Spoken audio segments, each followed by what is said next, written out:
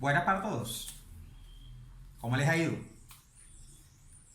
En esta oportunidad vamos a tener la ocasión de estudiar el parásito que se conoce con el nombre de Trichuris trichiura, conocido también como tricocéfalo. Ese es el parásito que estudiaremos en esta sesión. Es un parásito supremamente interesante porque es uno de los más frecuentes a nivel mundial. Y en nuestro país, junto con el Ascaris lumbricoide, constituyen también los nemátodos más frecuentes. El parásito mide de 3 a 5 centímetros. El adulto entonces es macroscópico, lo podemos observar a simple vista. La hembra es de mayor tamaño que el macho. Y su extremo posterior es romo. El parásito tiene como característica interesante para su identificación que las 3/5 partes anteriores son delgadas. Simulan un pelo. De ahí viene el nombre de trico, significa pelo, y céfalo significa cabeza. Porque las 3/5 partes anteriores del parásito son delgadas. Las otras 2/5 partes posteriores son más gruesas. De tal forma que si nosotros observamos el parásito en su totalidad, él simula un látigo. Aquí vamos a tener la posibilidad de observar un ejemplar, un adulto de tricocéfalo. Este es el tricocéfalo, podrán observarlo ahí. El que está arriba, la P, es el extremo posterior, observarán que es más grueso. Miren, es más grueso, mientras que el que yo estoy agarrando ahora constituye el extremo anterior, que es mucho más delgado, simulando, como les decía, un pelo. De ahí el nombre de tricocéfalo. Repito, trico significa pelo y céfalo, cabeza, por la morfología característica que tiene este parásito. Pueden observar las dimensiones también, miren, de 3 a 5 centímetros. Es lo que mide el ejemplar adulto. Ahí estamos observando una hembra. Es una hembra porque el extremo posterior, que es el que está aquí, donde está la P, termina en forma roma. Acuérdense que el macho termina curvo. Bien, referente al ciclo de vida del parásito. Pues el hábitat del tricocéfalo es el intestino grueso, o sea, el colon. Ahí vive el macho y la hembra, ellos copulan y la hembra va a liberar los huevos no embrionados.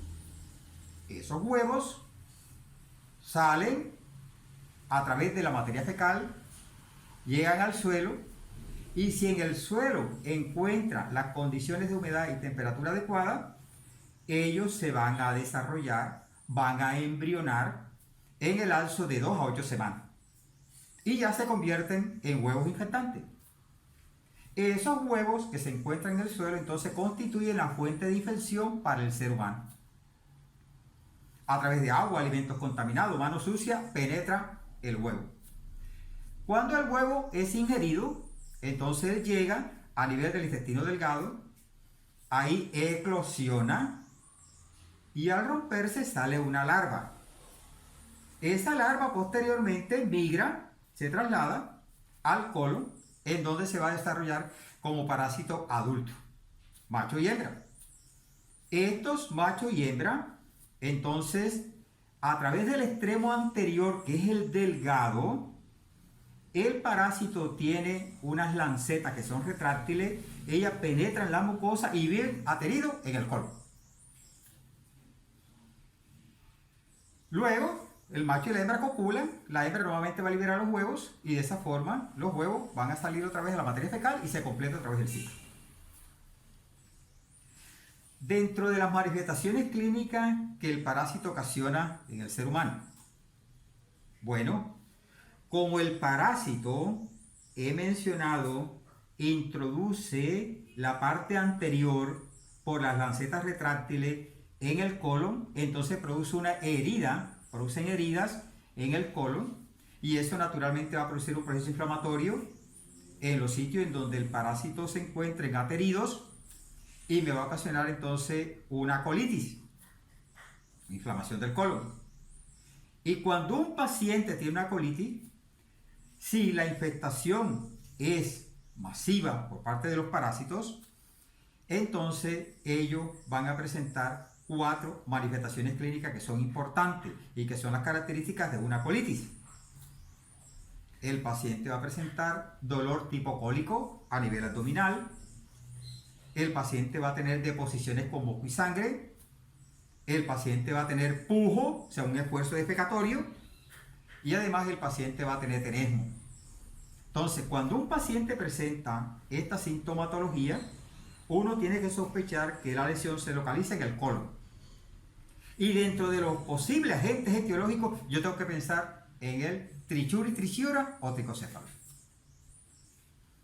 Otra de las manifestaciones clínicas que los parásitos pueden ocasionar está la pérdida de peso, retraso en el crecimiento de los niños, deficiencias cognitivas, y una complicación importante que sobre todo se presenta en personas desnutridas es el prolapso del recto. O sea, hay una protusión del recto, y el recto es la parte inferior de nuestro intestino, y entonces cuando el paciente puja, el recto se sale.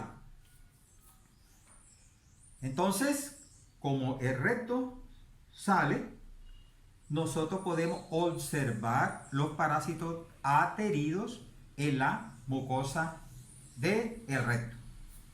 Entonces es fácil hacer el diagnóstico de ese prolapso rectal, porque uno observa los parásitos ateridos en la mucosa rectal.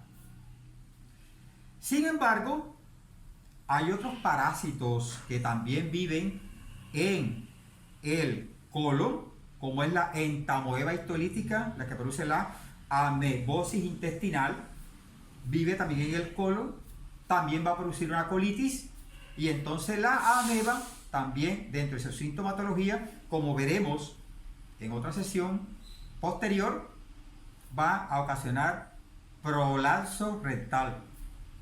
Entonces, una de las formas como nosotros podemos diferenciar si el prolapso del recto es ocasionado por el tricocéfalo o es ocasionado por la ameba, es la observación de los parásitos en la mucosa prolapsada.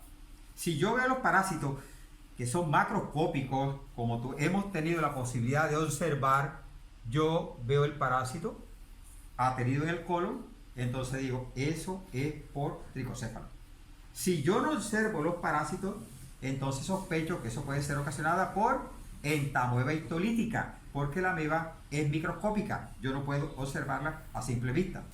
Y el diagnóstico definitivo me lo dará el examen coprológico.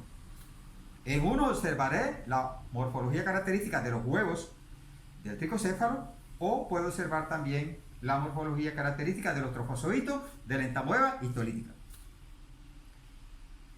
¿Cómo hacemos el diagnóstico? Pues el diagnóstico es con el examen coprológico.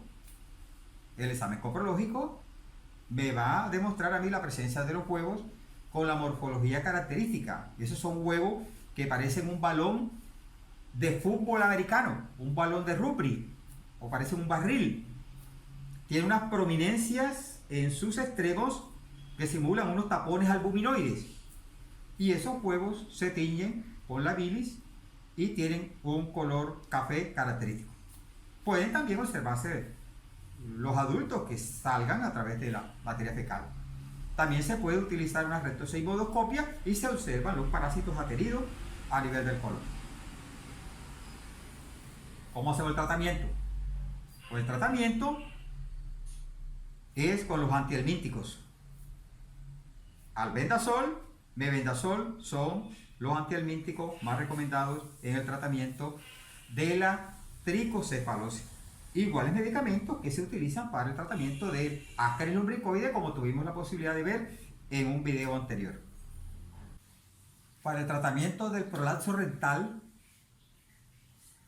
pues la reducción del prolapso es manual. Se debe hacer compresión en las nalgas del niño o del paciente para tratar de reintroducir el recto dentro del ano. Si con esta compresión no es posible, entonces nosotros procedemos a la reducción manual de él, aplicándole ungüentos anestésicos en toda la mucosa prolapsada y luego haciendo de esta forma la reintroducción de el recto en el ano del paciente hasta que este finalmente asciende. Si esta reducción manual no es posible, entonces se recurre a la cirugía.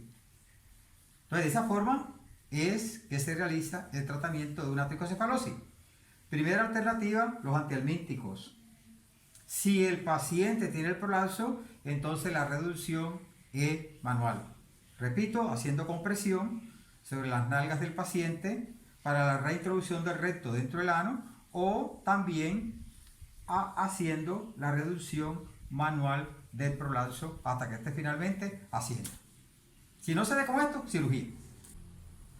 Las medidas de prevención, igual que las del Ascaris lumbricoides, porque es que la tricocefalosis y el Ascaris lumbricoides, igual que la uncinaria y el estrongiloides, constituyen una geohelminthiasis.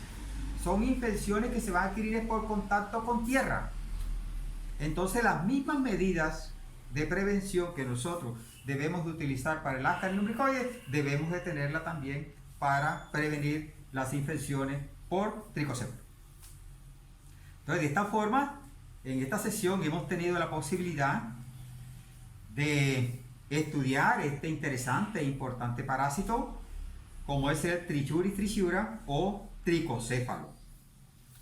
En la próxima sesión, nosotros hablaremos de un parásito también interesante, importante. Hablaremos acerca de la Trichomona vaginalis, que es un parásito que ocasiona una infección de transmisión sexual. Y dentro de sus manifestaciones clínicas está producir flujo vaginal. Y el flujo vaginal es uno de los principales síntomas que caracterizan las infecciones de transmisión sexual. Entonces, no se lo pierdan, va a estar interesante. Los espero en la próxima sesión. Chao.